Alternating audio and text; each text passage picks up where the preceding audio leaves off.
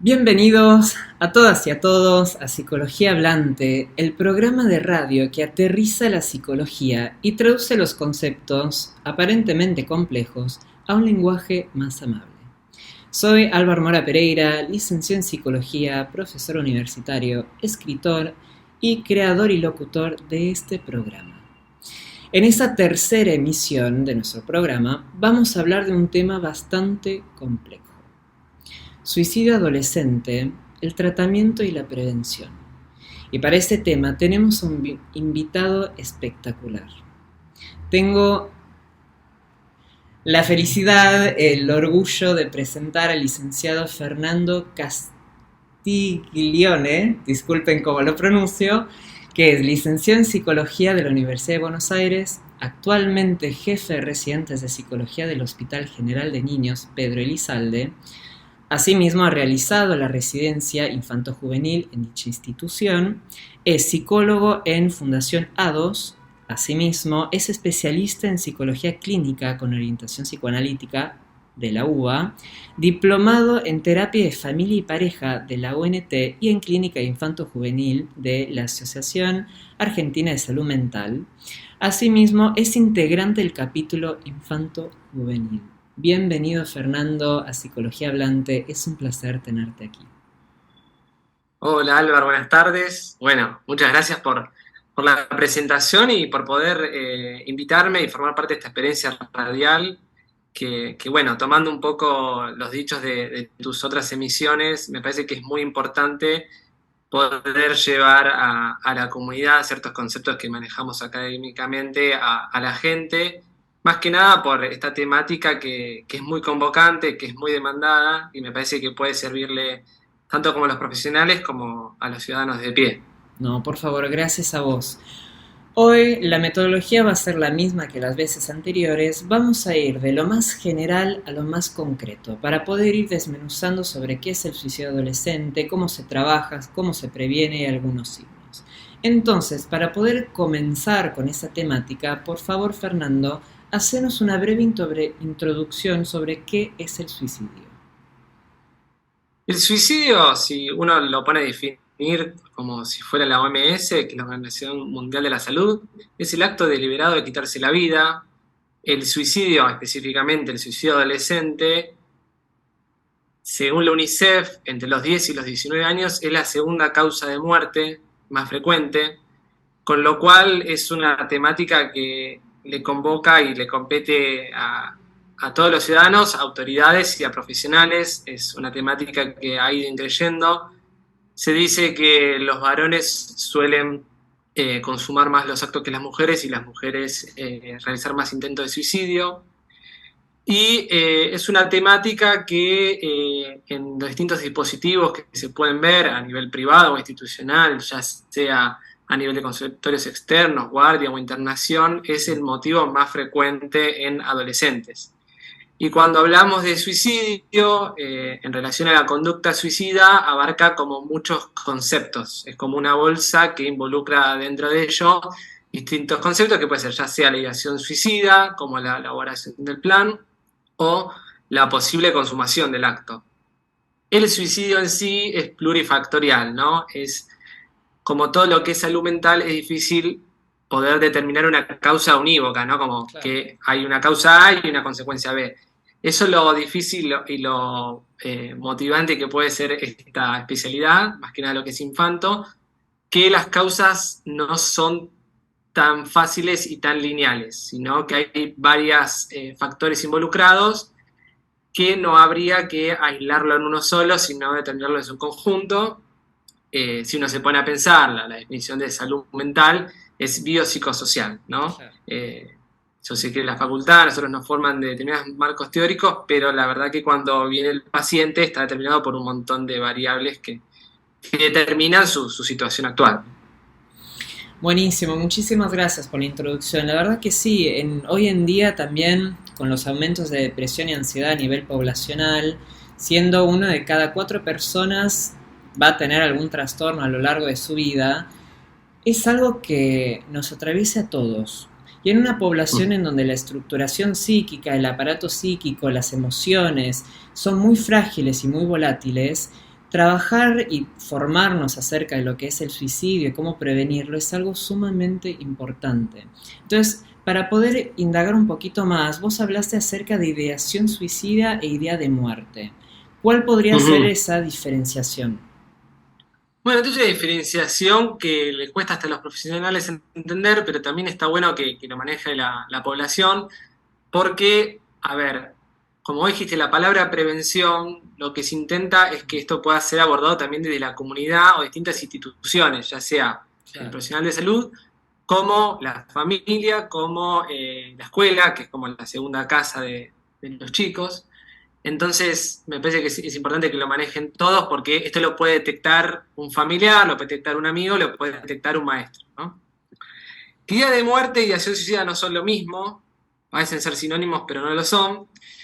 Cuando uno se refiere a ideas de muerte, sería un ejemplo el deseo de morir, ¿no? Que capaz un adolescente lo puede traducir en, ojalá, no sé, me agarre un infarto, ojalá me vaya a dormir y no me despierte más, o así no vale la pena vivir, que muchas veces el adolescente no lo va a decir explícitamente, ¿no? Capaz lo Claro. dice traducido en estas frases, donde uno capaz tendría que indagar un poco más en ello, que ideas de muerte la puede tener cualquiera, digamos, o sea, no hay que minimizar todos estos componentes, no hay que minimizarlo, pero no es un criterio para ir a una guardia, ¿no? Claro. Pero es algo a tener en cuenta, una idea de muerte.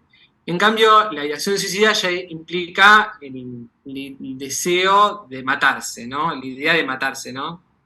Que es sumamente distinto y que hay que evaluarlo como toda idea de acuerdo a su frecuencia, intensidad, duración, ¿no? Mm. Si capaz el adolescente expresó una idea de morirse o una ideación suicida, me quiero matar o me quiero morir en relación a un hecho puntual, un desencadenante, y capaz eso no persiste durante el tiempo y la intensidad es baja o capaz con una contención verbal cede, no es lo mismo que algo que permanece en el tiempo, que es irreductible, que no puede ser pasible de ser calmada. Entonces ahí ya estamos hablando de otra gravedad. Claro. Pero es una diferenciación que es difícil de entender, pero en la práctica se puede ver. Claro, claro, claro. También lo que vos decís, tener en cuenta la urgencia de eso. Ver, bueno, cuándo Mm. se repite, si es algo que viene hace bastante tiempo, si hubo un acontecimiento que desencadenó eso. La verdad que sí, muy interesante. Profundizando un poquito más, ¿nos puedes contar acerca de qué es lo que lleva a alguien a un intento de suicidio? ¿Hay alguna variable en común?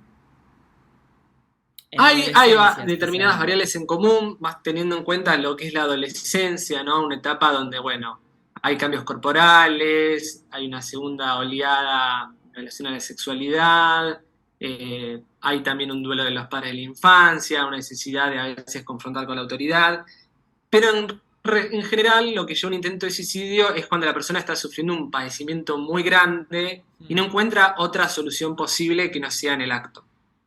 Capaz otra persona podría, no sé, tener otras soluciones posibles, en cambio esta persona, para él su salida es la muerte, ¿no? Sí. Hay ciertos factores en común que lo puede llevar, como digo siempre, los factores no son la causa, sino aumenta la probabilidad que pase, ¿no? Y por un solo factor aislado no hace al cuadro. Claro. Por ejemplo, lo que más uno ve son inestabilidades a nivel familiar, en la dinámica familiar, inestabilidad también de las instituciones que albergan a ese chico. Muy frecuentemente se ve familias disfuncionales, familias donde hay maltrato verbal, físico, eh, familias donde hay conductas negligentes, muchas veces con buena intención de querer cuidar y proteger a ese chico, son invalidantes, que ese es un concepto que es muy importante después para desarrollar, donde uno capaz cree que está conteniendo al adolescente y capaz le está inhibiendo la posibilidad de expresar una emoción o un pensamiento. Mm. También familias que son capaz muy rígidas o capaz son muy laxas en la puesta de límites a nivel de autonomía. Muchas veces la pérdida de un ser querido, como veníamos hablando, es un factor de riesgo que hay que tener en cuenta. Cada vez que hay un fallecimiento de un ser querido hay que una bandera roja, como se dice hoy en día. Claro. También las conductas de aislamiento, es algo a tener en cuenta. También los sentimientos de soledad y fracaso, eso es también un signo de alarma. Y la dificultad de poder atravesar ciertos procesos adolescentes, ¿no? Lo que es del colegio a lo laboral, el cambio de físico, el cambio de la identidad. También es innegable que muchas veces cuando los adolescentes expresan su identidad de género o su orientación sexual, muchas veces no son aceptados por su núcleo familiar, y eso genera muchas veces estas ideas de minusvalía, que uno no es suficiente. Entonces es como un combo que no es un factor aislado, sino en todo su conjunto son señales de alarma que puede provocar capaz un intento de suicidio, que, que nosotros tenemos que estar al tanto y tenerlo en cuenta. Claro, buenísimo, gracias. Em, ¿Cuáles son, cómo se diría, cuáles son los factores de riesgo? Porque acá hay, em, ¿cuáles son los factores de riesgo más Mm. identificables, ya sea conductas, ya sea emociones, asociados al suicidio en adolescentes? Ujú. Bueno, como te decía antes, todos estos factores Sí. inciden claramente. Y uno podría dividir en factor de riesgo y los factores protectores, ¿no? Que uno ¿Cómo siempre tiene que serían fijarse. esos? Es verdad que lo que dije anteriormente, muchas de estas conductas podrían ser confundidas con conductas esperables de la adolescencia, ¿no? Ujú.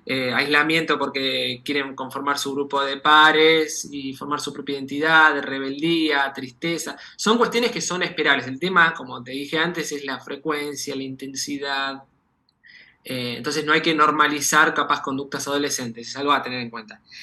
Pero uno podría dividir como esos factores que inciden en que sucede, puede ser en relación a eventos estresantes que pueden desencadenar el acto, como te he dicho, puede ser muertes, muchas veces diagnósticos de enfermedad de gente cercana, Claro. situaciones de abuso sexual infantil, que es uno de los más frecuentes hoy en día en las instituciones, situaciones de maltrato. Todo esto configura en el futuro, no es que un hecho en sí puede determinar si hay un trauma o no, pero suma por otros, como diríamos vulgarmente, en formar un trauma, ¿no? En ese Claro. evento que el psiquismo no puede procesar, lo coagula y muchas veces después tiene reviviscencias, flashback, o justamente la adolescencia son situaciones que pasaron en un primer momento de la infancia, que la adolescencia uno lo vuelve a revivir, lo vuelve a resignificar y eso lleva al acto, ¿no?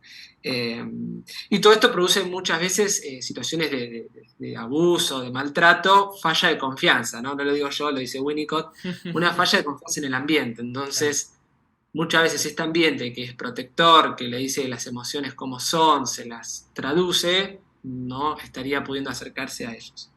Después, bueno, situaciones de aborto en mujeres, eso es muy Mm. frecuente, conflictos intrafamiliares, como venía diciendo, y fracaso escolar. Muchas veces genera mucho autoexigencia de los chicos y muchas veces hay autoexigencia de la familia. También hay que determinar si la modalidad escolar es acorde o no a la del chico, porque Claro. en ciertas situaciones hay déficit cognitivo y eso es algo a tener en cuenta. Como también las situaciones de bullying, que es algo que se minimiza, pero hemos visto situaciones bastante graves y agudas, donde sin acusar al ámbito escolar no se responde al modo adecuado y, como te decía, estas fallas a nivel ya sea familiar como institucional. También se podría decir que el colegio capaz está sumamente abarrotado de casos y no cuenta con personal. Eso también puede pasar, como nos pasa a nosotros también en las instituciones. Y también el contexto familiar es un factor de riesgo que haga que aumente, como puede Claro. ser esta actitud desinteresada, que es esto que yo había hablado antes, que es el ambiente invalidante. Ujú. Que Contanos un puede poco más ser, sobre ese ambiente invalidante. muchas veces puede ser con una buena intención, a veces puede ser por una cuestión de desinterés, porque los padres están sumamente ocupados o tienen sus propios intereses, que el ambiente invalidante es cuando rechaza, cuando el adolescente expresa su emoción o pensamiento. Ok. Entonces, como no hay lugar a la expresión de una emoción, ¿no? Por ejemplo, no sé, yo soy un adolescente y le cuento a mis papás, me peleé con Pirulo y eso me hizo sentir muy mal. Una opción puede ser que lo minimicen los padres. Que diga, vos te vas a poner así de mal por semejante Claro, huevada. no es para tanto. No es para Claro, tanto. O como la famosa frase, no sé, los hombres no lloran, o cosas así, que hace que la persona después cuando vuelva a sentir esa emoción no la quiera o expresar o hasta sentir, hasta no la pueda registrar. Eso es un gran problema. claro, Muchas veces cuando hay conductas suicidas, primero que tienes que hacer es que puedan registrar las emociones, porque si tu ambiente te dice no claro. sientas, no lo expreses, o también puede pasar que un adolescente le diga a los padres me siento mal por X situación, te lo digo una, dos, tres veces, no hay respuesta, entonces capaz hay una conducta autolesiva, ¿no? Que esto es muy frecuente en adolescentes. Claro, Me corto, ¿no? Entonces ahí capaz los papás prenden la señal de alarma y los padres siempre se dice como está llamando la atención, que claro, eso genera una significación negativa, en verdad no es, es un llamado a la atención, a la mirada del otro. No claro, es que está simulando y eso no le está haciendo, la está pasando bien, no, la está pasando mal. Entonces capaz el chico empieza a registrar inconscientemente que cada vez que capta la atención de los padres es cortándose. claro, Entonces se está como configurando un patrón que es desadaptativo. claro, Lamentablemente esto pasa mucho, ¿no? Entonces, como todo lo que es infanto, hay que trabajar tanto con la familia como con el paciente. Es un combo. Y a la vez las instituciones escolares. claro. Y si uno trabaja en instituciones también en el ámbito privado, también trabajar con organismos de protección de derechos, ¿no? Es como todo el combo que vela por los derechos de los niños. Después, otro factor de riesgo puede ser antecedentes de salud mental en la familia, ¿no? Si Claro, nosotros vemos el árbol genealógico, es muy importante averiguar si el familiar tiene capaz trastorno bipolar, que está muy asociado a suicidio, bueno, esquizofrenia, trastorno límite de personalidad, adicciones, todo eso aumenta las chances. No quiere decir, como factor de riesgo no es unívoco, no es que es causal, es aumenta las chances claro, o antecedentes de suicidio. Muchas veces cuando uno le pregunta a la familia antecedentes de salud mental, minimiza, no sé, el alcohol excesivo, consumo problemático de alcohol, capaz no lo toma como un trastorno de salud mental. Eso es una lucha histórica que, bueno, siempre lo que es adicciones se lo quiere incluir dentro de los trastornos de salud mental. Y también esta cuestión de la red familiar cuando es poco consistente, porque bueno, si bien capaz la familia nuclear no contiene, puede tener, qué sé yo, un vecino, los clubes de fútbol. Por eso muchas veces se dice claro, como que una como debilitación de los lazos sociales está pasando hoy en día, ¿no? Que estamos, claro, más claro. allá de que los adolescentes están aislando, no cuenta con un club de fútbol, un colegio, donde pueda capaz expresar. Por esto la prevención va más que nada por este lado. Después nos Claro. llegan los chicos incendiados en consultorio privado, en el hospital, pero hay como un montón de instancias previas. Claro. Vos acá estuviste nombrando diferentes factores de riesgo para poder entender cómo es que se conforma a través de diferentes factores este fenómeno. Contanos también, vos hablaste de factores protectores. ¿Cuáles son Mm. estos factores protectores que pueden justamente ayudar a un adolescente en una situación compleja como es un abuso sexual o algo del estilo de los ejemplos que vos nombraste? Mm. Sí, los factores de protectores nos sirven a nosotros profesionales a la hora a veces de decidir una internación, de decidir una Claro, guardia, o también le puede servir a un familiar, a un paciente, si un adolescente lo está escuchando, con qué otros recursos puede contar. ok. Un factor protector puede ser la familia, Ujú. ¿no? Que bueno, puede ser que la situación traumática fue por fuera de la familia, o la familia tiene alguna disfunción, pero tiene la capacidad de poder trabajar en esto, tener familia ampliada, ¿no? Como una red de contención, decimos, bueno, capaz hay un conflicto familiar, pero cuenta con otros tíos, otros vecinos, Claro, otros clubes de fútbol. Eso es algo que creo que hasta a nivel nacional se está trabajando, ¿no? En esta ley de suicidio que se dictó en el 2021, que muchas veces la comunidad sirva como red de contención cuando a veces la familia no está pudiendo, ¿no? claro. Muchas veces la religión, eso es algo que se ha Ujú. escuchado mucho, puede ser la religión, en algo donde el adolescente crea en algo de fe, ¿no? Que pueda superar el momento. Hay unas religiones que está penalizado, tendría que indagar un poco más acerca de la religión del suicidio, pero a veces no está bien visto. Entonces nos ha pasado gente de relación mormona donde nos decía que es un acto que, que eh, penado, por así decir, o a veces el miedo a la muerte puede ser un factor protector. Dice, yo no tengo el suficiente coraje. Y después, bueno, hay cuestiones de estilo cognitivo de la personalidad que puede flexibilizar un poco más, que eso ya va en cómo la persona ha formado su personalidad a lo largo de la vida, que tiene más porotos para salir adelante. Claro. Pero por eso siempre lo que es muy importante es tener red de contención, familias, amigos, instituciones, colegio, Claro, todo alguien con ese... quien contar. Ese Claro, alguien otro con con quien el que pueda consultar, contar. una red de escucha, Claro. que eso es lo que hacemos los psicólogos, ¿no? Más que Sí. nada es escuchar, damos herramientas, más allá del marco teórico, pero es la escucha, porque muchas veces, no siempre, estas personas quieren comunicar algo de sus emociones y pensamientos y no son suficientemente escuchadas. Claro. Eh, acá bien hablamos de la cuestión contextual, de los factores protectores, los de riesgo. Ahora indaguemos un poco, por favor, acerca de cuáles son las señales en las cuales se puede identificar, ya sea como psicólogo, familiar o amigo, para poder identificar cuando un adolescente está en riesgo suicida. Bueno, ya sea para profesionales o como para familiares, gente cercana, a mí lo que me sirvió siempre es ver cuando hay un cambio a nivel cuantitativo, le podemos decir, cuando algo está en más o está en menos.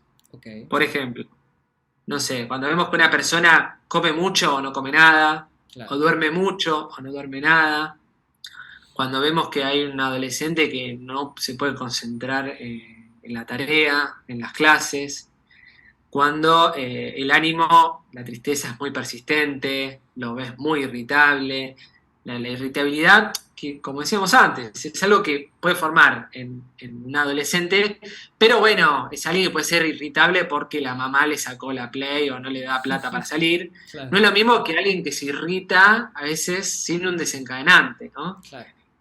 Cuando es algo ya reiterado, cuando no hay una causa identificable. Algo muy Eso interesante es que en los adultos mayoritariamente se identifica la depresión por el decaimiento del ánimo, la apatía, etcétera, mientras que en la adolescencia el enojo y la irritabilidad son uno de los grandes síntomas para poder ver que hay una depresión latente.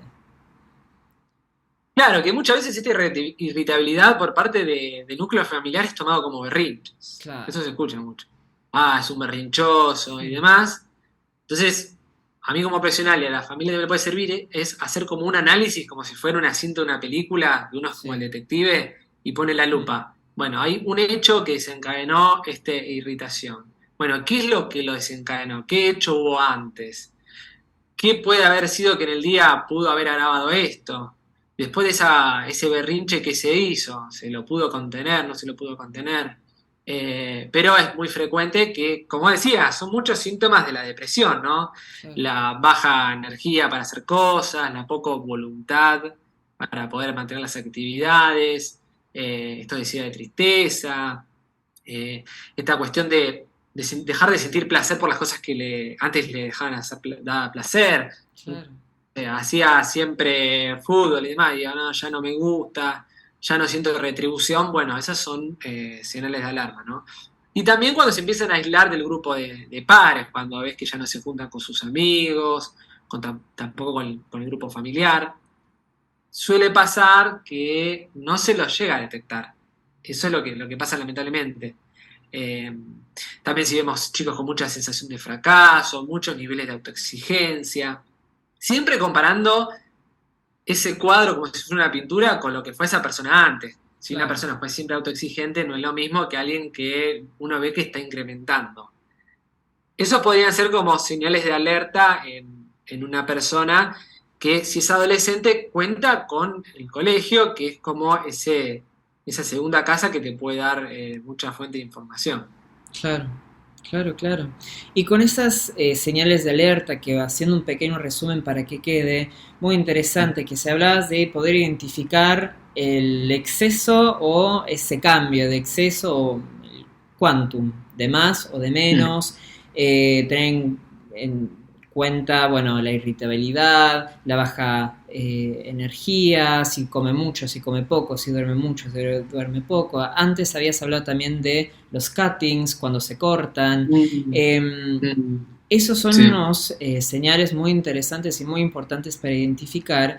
Y también quería preguntar eh, acerca de cuáles son...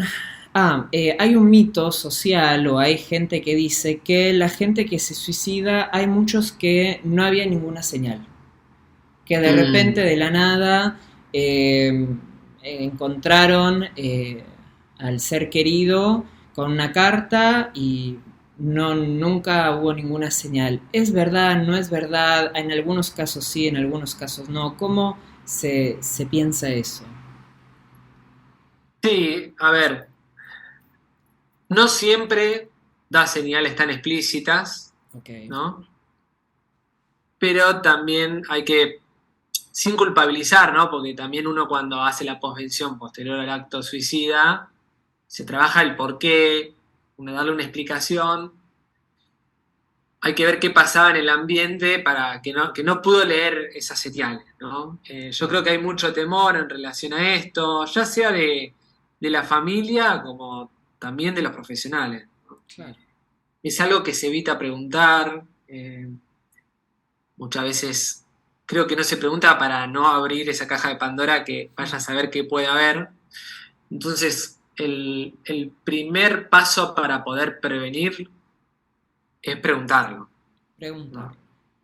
Preguntarlo, que uno podría seguir ciertos lineamientos a la hora de preguntar, Claro. ¿no? ¿Cuáles serían esos lineamientos?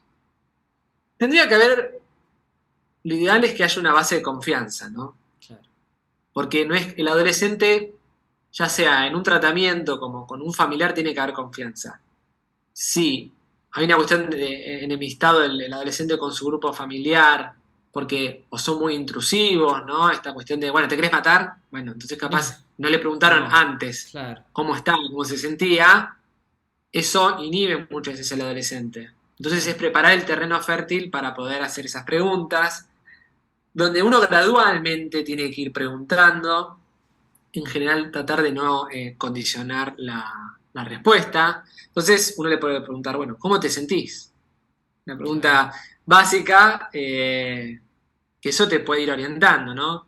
Sí, sí, no me siento muy bien. ¿Qué te está preocupando?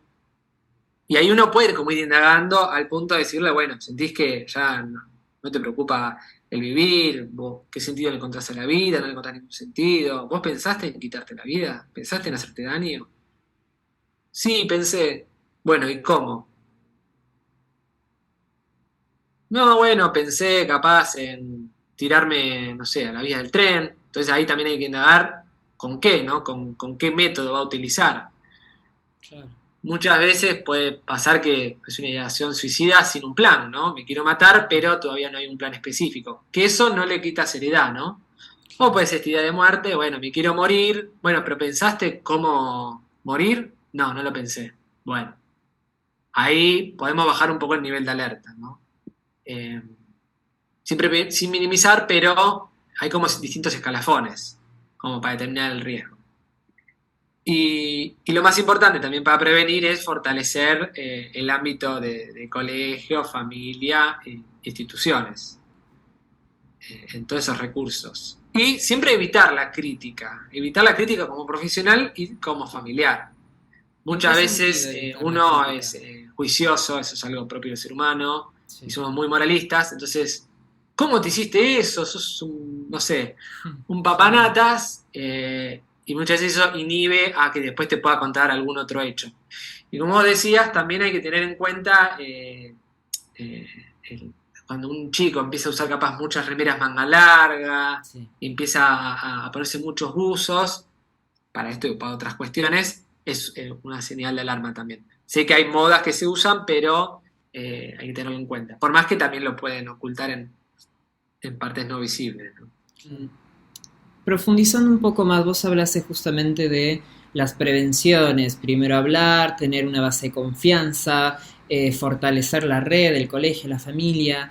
¿Qué otros factores con respecto a la prevención se tiene que tener en cuenta para poder prevenir los suicidios adolescentes? Bueno, en general va un poco en torno a lo que te decía anteriormente, porque hay cuestiones que son inevitables, ¿no? Del sufrimiento, el sufrimiento Sí, por el paso de la adolescencia, que es esto, el cambio del cuerpo, la identidad, la relación con padres, conflicto capaz con los padres, que si eso puede ser contenido por el ambiente, eso hace que se pueda prevenir, ya sea porque el colegio lo detectó, entonces puede contactar a las familias. Lo ideal también sería que haya talleres preventivos, ¿no? A nivel escolar. Son temáticas que no fueron habladas en mi infancia, adolescencia y la de muchas personas. claro. Eh, entonces, yo creo que hay como un primer nivel, ¿no? Como todo el abordaje más comunitario, más territorial, que es detectarlo. Y muchas veces cuando se detectan, se deriva. También lo que pasa, y es algo que es innegable, que está sobresaturado el sistema de salud, entonces muchas veces Claro. conseguir turno no es algo fácil, sumado también a la situación económica actual que hace que todo esto se vea más complejizado, entonces llegar a un turno es ser un privilegiado. Claro. Entonces sí, eso se ve más obstaculizado. Después uno a nivel profesional, cuando llega al consultorio, puede darle herramientas como para tolerar el malestar. Hay como una línea teórica que habla de ciertos kits para poder surfear la ola, esa ola emocional, donde uno hace que no se agrave la intensidad, el quantum emocional, muchas veces que los encadena, que puede ser cambiar la fisiología del cuerpo utilizando hielos, apretándolos, Mm. o puede ser hacer ejercicio intenso, o actividades de distracción. Todo eso hace que se corra el foco de este pensamiento o esta idea de matarse. Eso ya no sería tan preventivo, ya sería a nivel de intervención, ¿no? Como dice la ley, está lo Claro. preventivo, lo asistencial y lo posvención sería. ¿Y cómo sería el trabajo propiamente dicho con un adolescente que viene con esta problemática?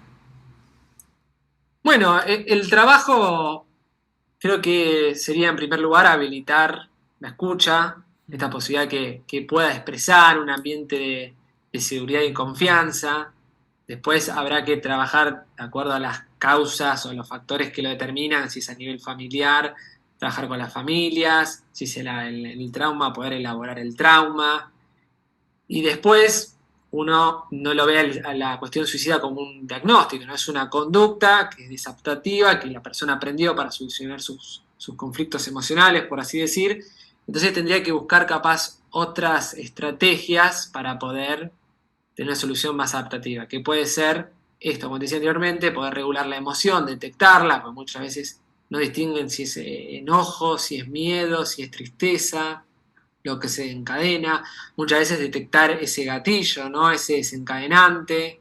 Bueno, si pasa ese desencadenante, bueno, ¿qué emoción sentís? Como cada emoción tiene un pico que después baja, ¿qué herramienta puedes usar para tolerar ese malestar? Entonces, estas habilidades, digamos, que van como en gradual, ¿no? Uno no va a usar una habilidad cuando ya está al punto de querer matarse, utilizar capaz la estrategia de distracción, de respiración, Claro. sino utiliza la de los hielos, ¿no? Como que hay una habilidad de acuerdo a cada quantum de emoción. Pero, pero bueno, de acuerdo a lo que lo esté generando, uno tendría que ir yendo por esa causa. Eh, y muchas veces detectar qué lo desencadena, ya es un montón, trabajar con la familia, qué actitud toma posterior a esa ideación o a ese intento, si capaz no lo rechaza, si capaz lo escuchan, eso puede mejorar mucho más la situación. Buenísimo. Vos hablaste también de habilidades, algunas específicas para trabajar ya con las emociones y con las sensaciones. Vos hablaste de una de distracción y una de hielo. ¿Puedes contarnos un poco sobre estas y algunas más que se implementan? Sí, sí, sí. Están las habilidades, digamos, tips, se le dicen, como las siglas indican. Muchas veces es cambiar la fisiología del cuerpo, ¿no?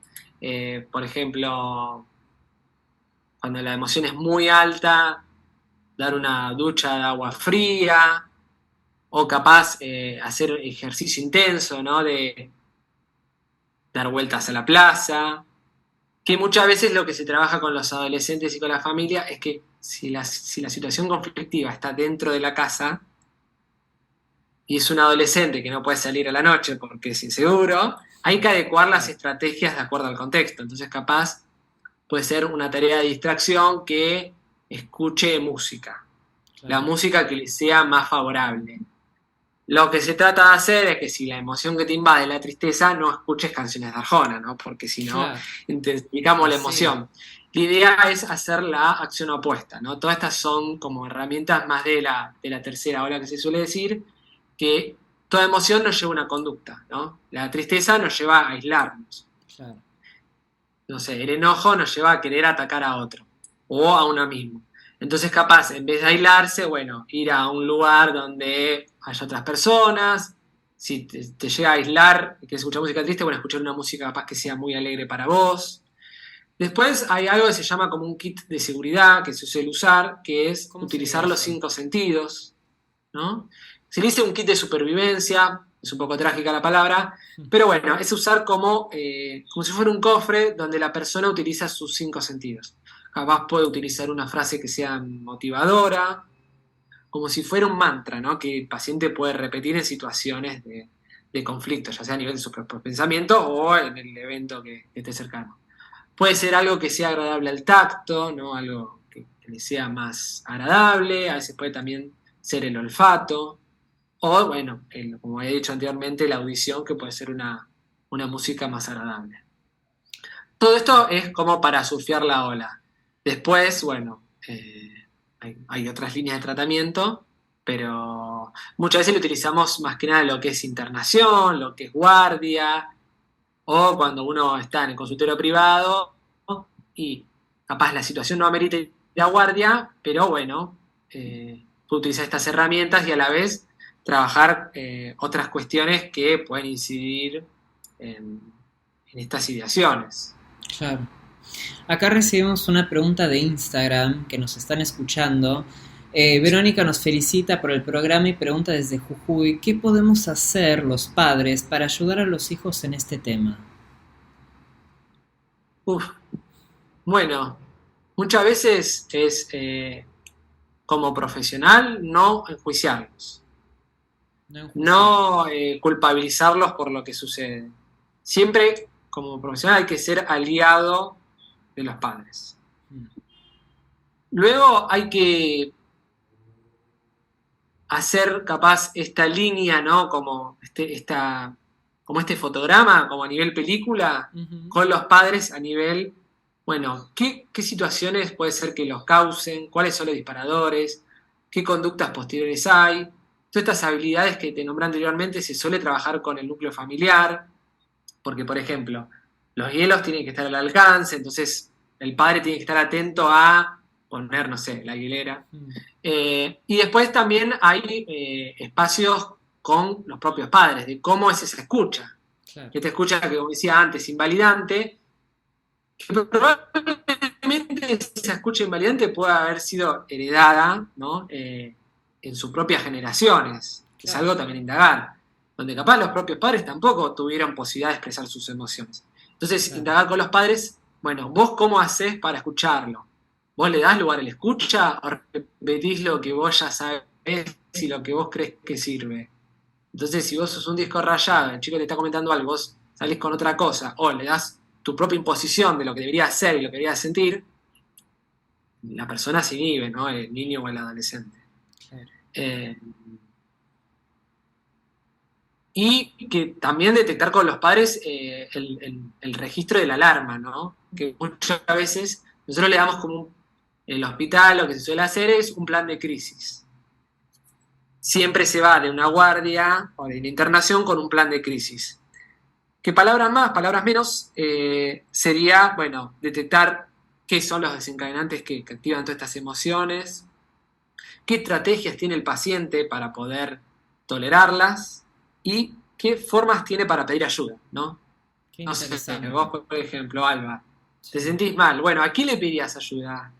Y muchas veces cuesta detectar a quién, porque justamente son personas que están eh, desarraigadas de un núcleo social o una red social. Entonces, cuesta identificar, a veces puede ser la amiga pirula, no sé qué, bueno, tal persona con tal teléfono, que sea detectable. También ver la disponibilidad de cada persona, porque le llega a pasar la emoción hasta 3 de la mañana, bueno, es medio claro. difícil. Y eso hace que cuando las emociones se despierten, todo esto ya esté preparado, porque si uno siente la deseo, me quiero matar, me quiero suicidar, no va a estar pensando, bueno, qué técnica voy a utilizar, a quién voy a llamar. Todo esto ya tiene que estar trabajado previamente. Claro, claro, claro. No, muy... Y Sí, también decirle a la familia y al profesional que los métodos con los que se pueda quitar la vida no estén a su alcance. Eso es como claro. una ley, que por ejemplo no haya objetos cortopunzantes, no haya sogas. Si por ejemplo toma medicación que no esté al alcance del adolescente, ¿no? Que siempre sea brindado por un adulto responsable, que muchas veces dice, bueno, yo lo dejo en el cajón y bueno, se lo agarra justamente, y que no sea administrado por el propio adolescente, siempre tiene que Claro. estar dada por algún adulto. Muy interesante. ¿Y cuáles serían tus recomendaciones para el público para identificar o ayudar a un ser querido que está expresando que tiene ideaciones suicidas? Bueno, vos decís para el público general. Sí, para el público general. Padres, amigos. Mm. Bueno, a nivel personal, yo creo que es esta escucha, ¿no? Esta posibilidad de, bueno, si vos te... Lo primero de todo es detectarlo, ¿no? Registrarlo en algún familiar, todos estos factores de riesgo que dimos, estas alarmas que lo pueda detectar. Sí, Después, si está esta confianza, poder preguntarlo. Si vemos que hay ciertos indicios, bueno, vos sabés que yo estoy ahí. Eso que parece bastante mínimo es un montón para la persona. Después, que esa persona puede ser algo de distracción en muchas situaciones donde la persona la abrume todas estas emociones. Puede ser como un cable a tierra. También en otras ocasiones puede ser que, bueno, el núcleo familiar está negado a lo que sucede a esa persona. Yo como amigo le digo, che, fíjate que Pirula está dando ciertos indicios, si querés yo te ayudo y busco un turno por psicología, ya sea un hospital, una salita, una institución con un bono comunitario, de poder dar aviso, ¿no? Que puede ser que esa familia no lo esté viendo por múltiples factores y poder dar aviso y poder derivar, sin ser un profesional, claro. a alguien competente, ¿no? Buenísimo. Y como psicólogo, ¿cuáles serían tus recomendaciones para apoyar a alguien que ha experimentado el suicidio de un ser querido o amigo cercano? Bueno, eso es el trabajo que se suele hacer, ¿no? De posvención, una vez que Mm, se cometió el acto suicida, y en general se suelen trabajar como tres ejes, se podría decir. En primer lugar, siempre el acompañamiento, ¿no? Ya aparezco como un mantra. Después hay que ver cómo lo acompañamos, ¿no? Sin ser claro, invalidantes.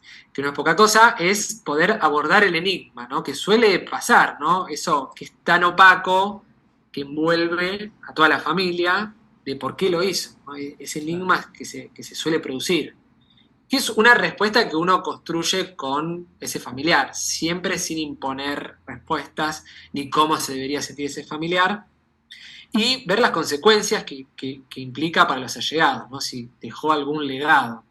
claro, Y también abordar los sentimientos de culpa que suelen atravesar a los familiares, ¿no? Bueno, yo lo podría haber salvado, las posibilidades de haber hecho algo y no haberlo podido haberlo hecho. Y siempre como profesional estar atento a las necesidades que puede haber por parte de los familiares, por las preguntas que suelen haber. las familias suelen aislarse, ¿no? Posterior al acto suicida de algún miembro de la familia. Y estaría bueno construir como una historia personal acerca de lo que sucedió, ¿no? Que es como todo el proceso de duelo que tienen que elaborar.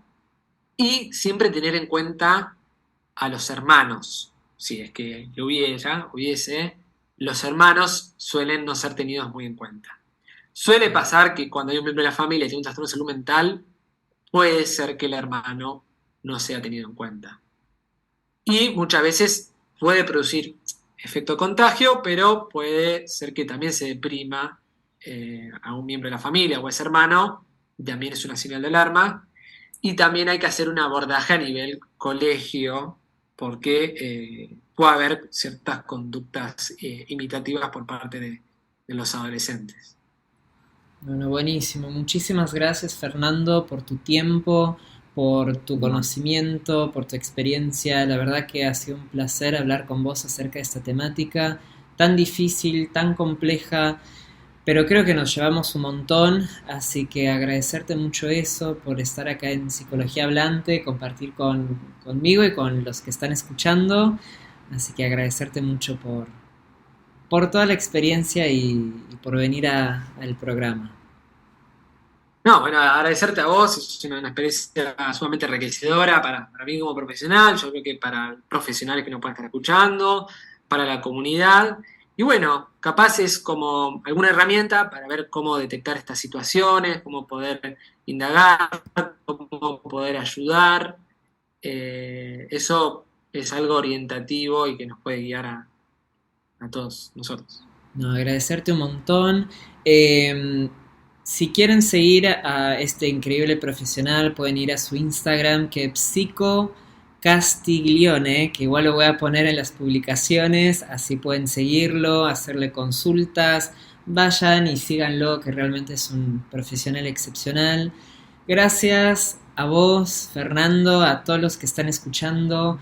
Si quieren tener más noticias acerca de las próximas emisiones y de esta emisión, por favor síganos en Instagram en Psicología Hablante. Después esto va a estar subido tanto en Seno como en Spotify con el mismo nombre, Psicología Hablante.